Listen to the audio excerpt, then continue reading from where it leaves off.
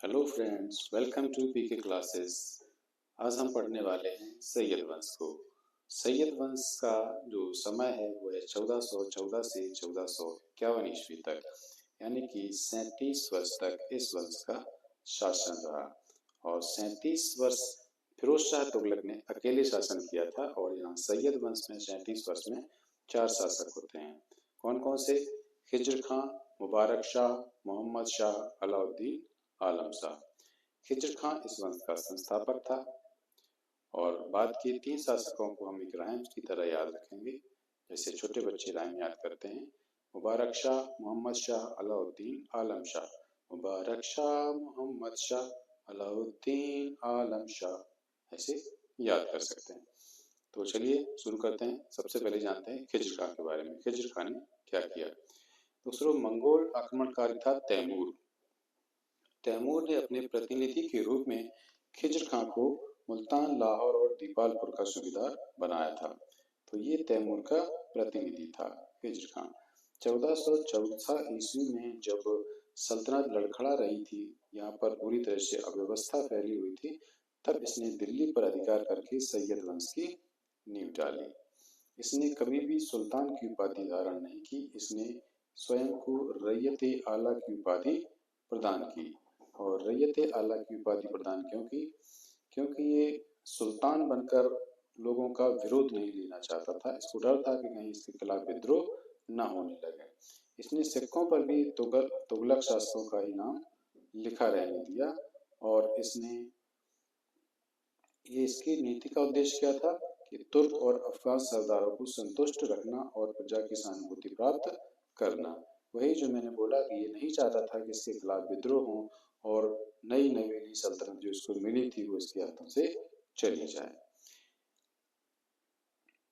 इसने कभी भी संप्रभुता संपन्न शासक के रूप में शासन भी नहीं किया। ये हमेशा तैमूर के पुत्र शाहरुख के प्रतिनिधि के रूप में शासन किया।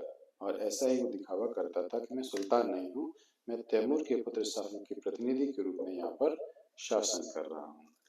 सैनिक उपलब्धियों के नाम पर इसने कोई भी नवीन विजय हासिल नहीं की। ये प्रत्येक वर्ष लूट और राजस्व वसूलने के लिए यात्राएं करता था और उधर से खूब सारा धन लेकर वापस लौट आता था। अगला शासक होता है मुबारक शाह। मुबारक शाह, जैसा कि इसके नाम में शाह शब्द जुड़ा हुआ है, इसने शाह की उपाधि धारण की। ये उपाधियां पूछी जाती हैं कि शाह की उपाधि किसने धारण की, रैयत आला की उपाधि किसने धारण की। तो ध्यान रखना, रैयत आला खिज्र खां, शाह की उपाधि मुबारक शाह ने धारण की थी। इसने अपने नाम का खुतबा पढ़वाया, अपने नाम के सिक्के भी चलाए। मुबारक शाह के संरक्षण में एक विद्वान था, याहिया बिन अहमद सरहिंदी। इसने एक पुस्तक लिखी है, तारीख ए मुबारक शाही। ये कई बार पूछा जाता है कि तारीख ए मुबारक शाही पुस्तक किसने लिखी? तो याहिया बिन अहमद सरहिंदी ने। और इसमें किस शासक के संबंध में लिखा गया है? तो मुबारक शाह। यानी पुस्तक का नाम क्या है? मुबारक शाही। तो मुबारक शाह से बना हुआ है मुबारक शाही। इसमें मुबारक के शाह के बारे में लिखा गया। मुबारक शाह की मृत्यु कैसे होती है? जब एक यमुना किनारे एक नगर का निरीक्षण करने के लिए गया हुआ था, इसी समय इसके वजीर सरवर उल मुल्क ने धोखे से इसकी हत्या कर दी थी। और अगला जो शासक बनता है वो मोहम्मद शाह, यानी कि तीसरा शासक है सैयद वंश का मोहम्मद शाह।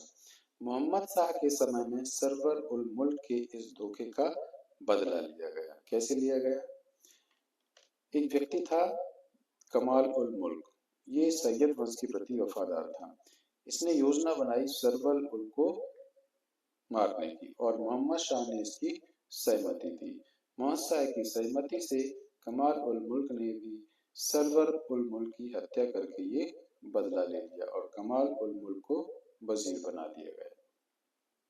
इसके समय एक बहुत ही महत्वपूर्ण घटना क्या होती है कि दिल्ली पर आक्रमण होता है मालवा के महमूद खिलजी का। मालवा के महमूद खिलजी ने दिल्ली पर आक्रमण किया। इस समय मोहम्मद शाह की स्थिति काफी कमजोर थी और ये महमूद खिलजी का सामना करने में असमर्थ था। ऐसे में इसकी सहायता करता है लाहौर का सूबेदार बहलोल लोधी। बहलोल लोधी, जो आगे जाकर लोधी वंश का संस्थापक बनता है, वही बहलोल लोधी। इससे प्रसन्न होकर इसने बहलोल को पुत्र कहकर पुकारा। क्या कहकर पुकारा? पुत्र कहकर पुकारा।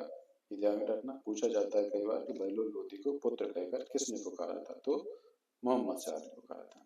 और एक उपाधि भी दी, खाने खाना की उपाधि। इस वंश का अंतिम शासक अलाउद्दीन आलम शाह, ये इस वंश का अंतिम और चौथा शासक है अलाउद्दीन आलम शाह, ये इसका अंतिम शासक है। इसके समय एक घटना क्या घटी, इसका जो वजीर था हमीद खां और अलाउद्दीन आलम शाह के मध्य हो जाता है झगड़ा। इस झगड़े का लाभ उठाकर हमीद खां ने बहलोल लोधी को आमंत्रित किया और ये सोचकर आमंत्रित किया कि ये इसको सत्ता से हटा देगा और ये हमारे हाथ की कठपुतली बनके सुल्तान रहेगा। लेकिन ऐसा नहीं हुआ, क्योंकि बहलोल लोधी था वो अति महत्वाकांक्षी व्यक्ति था और मोहम्मद शाह ने इसको पहले ही पुत्र की उपाधि दे रखी थी, पुत्र कहकर बुलाया था। तो कहीं ना कहीं इसके मन में महत्वाकांक्षा जाग उठी थी कि दिल्ली सल्तनत हमारी हो सकती है, और इसने वही किया। अलाउद्दीन आलम शाह को गद्दी से उतारकर लोधी वंश की नींव डाली और स्वयं सुल्तान बना। तो अलाउद्दीन आलम शाह कहाँ चले गए? ये एक साधारण अमीर की भांति बदायूं में जाकर रहने लगा और वहीं इसकी मृत्यु हो गई। तो ये थे सैयद वंश के चारों सुल्तानों का शासनकाल। किसको क्या उपाधि मिली और इनका क्रम याद रखना, इनकी अवधि याद रखना, सिर्फ सैयद वंश की 1414 से 1451 चारों शासकों का क्रम, किसके समय क्या महत्वपूर्ण घटना हुई, किसको क्या उपाधि दी गई, यहीं से प्रश्न पूछे जाने की संभावना होती है। दोस्तों, आप किसी भी प्रतियोगी परीक्षा की तैयारी कर रहे हो, आप अगर उसमें इतिहास विषय से प्रश्न पूछे जाते हैं तो आप हमारे चैनल पर लाइए। हम इतिहास को क्रमबद्ध रूप से पढ़ा रहे हैं और इसमें सभी संभावित महत्वपूर्ण तथ्यों को इसमें स्थान दे रहे हैं, को आसान भाषा में समझाने का प्रयास किया जा रहा है। तो आप इस पर आइए और इसका लाभ लीजिए। आपको वीडियो कैसा लगता है कमेंट करके जरूर बताइएगा। दोस्तों को शेयर करिए, लाइक भी कीजिए, चैनल को सब्सक्राइब करिए और पढ़ते रहिए, खुश रहिए। मिलते हैं नेक्स्ट वीडियो में, तब तक के लिए धन्यवाद।